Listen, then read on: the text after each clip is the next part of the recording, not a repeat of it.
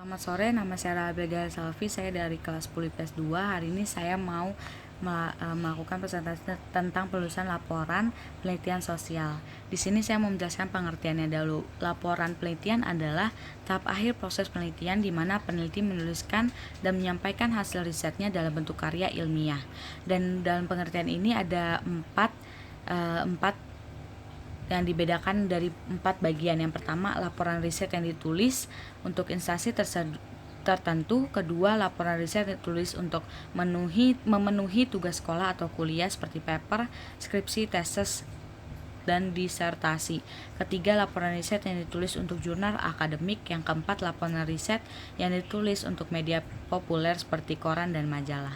Contoh format laporan penelitian. Yang pertama, laporan harus ditulis dengan bahasa yang mudah dipahami oleh publik dan pembacanya.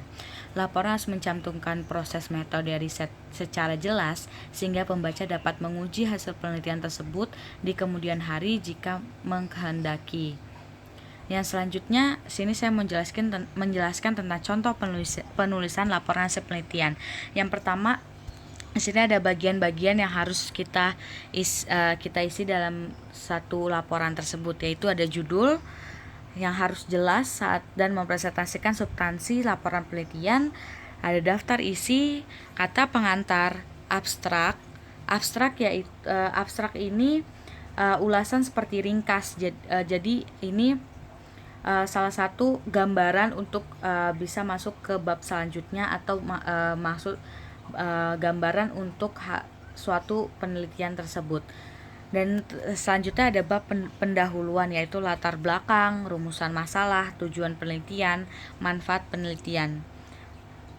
Bab kedua, tinjauan perpustakaan, review literatur, teori, kerangka pemikiran, hipotesis atau kesimpulan sementara yang terdiri dari 2 atau lebih variabel yang akan diuji nantinya.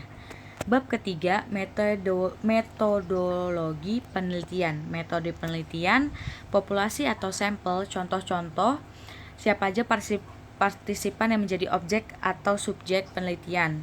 Yang selanjutnya, teknik pengumpulan data, ini harus sesuai dengan etika penelitian.